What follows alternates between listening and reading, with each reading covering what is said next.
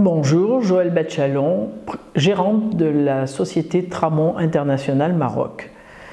Chauffage et climatisation. Ce sujet est très important car il est très influent au niveau de la consommation énergétique. De nombreux systèmes de chauffage et de climatisation consomment beaucoup d'énergie, tels que le chauffage central à partir d'une chaudière à fouilloule, les splits réversibles, les climatiseurs, etc. Il faut savoir que les plus petits des climatiseurs ont une puissance de 1500 watts et certains de 4000 watts. Pour réduire sa facture de chauffage et de climatisation, il faut d'abord, je le rappelle, un bâtiment bien isolé. C'est primordial.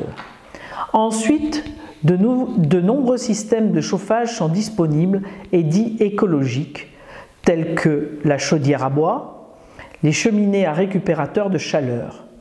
Ce type de chauffage est intéressant dans les zones du monde où les forêts sont importantes et où il est pratiqué une gestion du bois raisonnée. La géothermie et le free cooling. Cette technique demande de grands espaces et souvent des coûts d'installation importants. Les planchers chauffants sont performants, cependant ce système est assez cher et ne permet pas le rafraîchissement et a une inertie assez importante, ne permettant pas une optimisation des économies d'énergie. Les pompes à chaleur solaire. Une pompe à chaleur RO est un dispositif thermodynamique utilisant l'air comme source d'énergie pour produire de l'eau chaude ou froide. Il existe différents types de pompes à chaleur RO.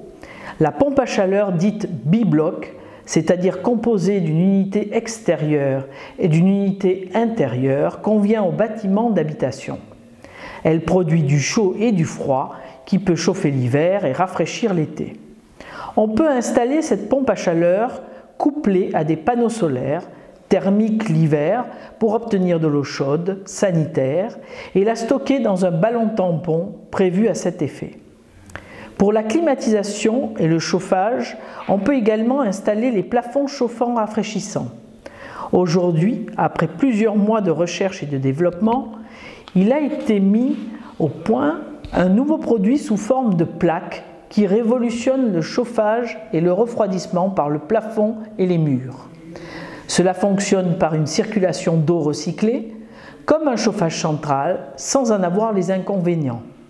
Ce produit a été soumis à des tests d'inertie qui ont démontré que 5 minutes suffisent à le monter en pleine température. C'est le seul système du marché à n'avoir à chauffer aucune épaisseur de plâtre, béton ou autre revêtement, assurant ainsi une diffusion immédiate du rayonnement. C'est un produit fini, prêt à poser, qu'il suffit de connecter de plaque en plaque. Aujourd'hui, poussé par le développement durable et grâce à l'évolution des matériaux et de la technologie, il prend doucement son essor, d'autant que le rayonnement par le haut élimine tous les inconvénients reprochés au chauffage par le sol. Les plaques chauffantes rafraîchissantes sont idéalement installées avec comme source d'énergie des pompes à chaleur. Ces plaques fonctionnant à très basse température, de 23 à 26 degrés, et en rafraîchissement à 14 degrés, consomment très peu d'énergie.